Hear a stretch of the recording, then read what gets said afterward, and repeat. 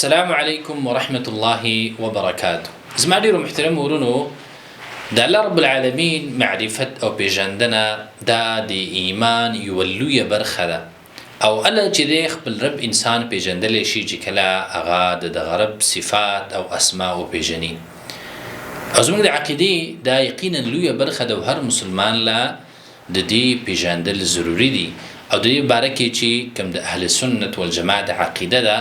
نو د هغې پیژندل هر یو مسلمان له ضروري دي ځکه ډېرې داسې فرقې دي چې په هغې کې د دې غلط عقاید دي او شبهات لري نو دې وجې نه پکار ده چې مسلمان د دې ټولو څیزونو نه خبري محترم ورونو الله رب العالمین دپاره د کمال صفتونه دي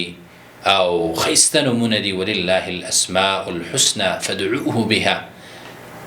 د اهل سنت والجماعت عقیده دا چې موږ د رب العالمین دپاره ټول نومونه او ټول هغه صفتونه ثابتو کوم چې الله رب العالمین په خپل کتاب کې ذکر کړي دي د ځان دپاره ثابت کړي دي او یا رسول الله صلی الله علیه وسلم هغه لره په صحیح احادیثو کې ثابت کړي بغیر د تأویل نه د دې معنا چې دی موږ بل طرف ته نه اړو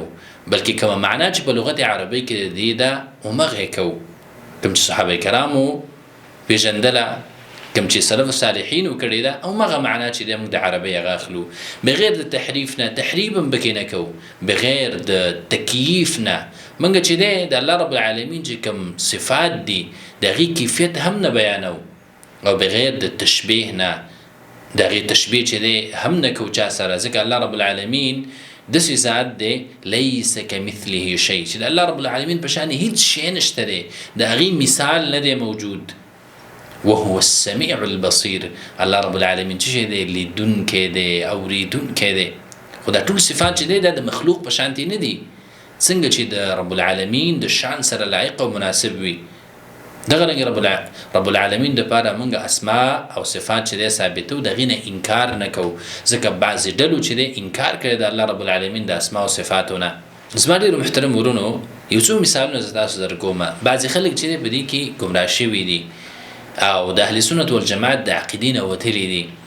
او د هغې ټولو شبهه چې ده هغه دا ده چې هغې اول د رب العالمین چې دا کم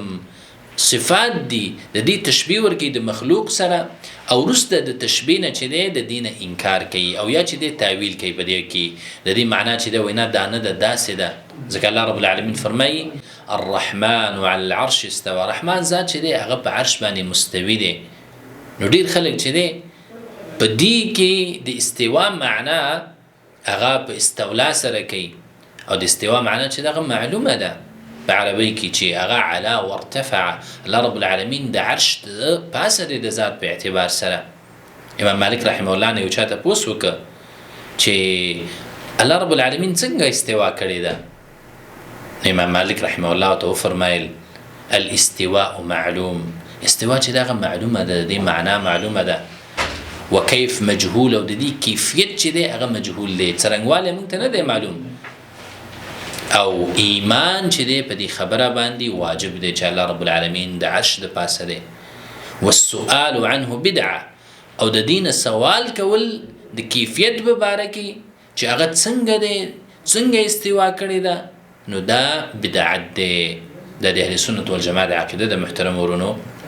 چې څومره علم الله رب العالمین د خپل ځان په باره کې د خپلو صفاتو په باره کې ورکړی دی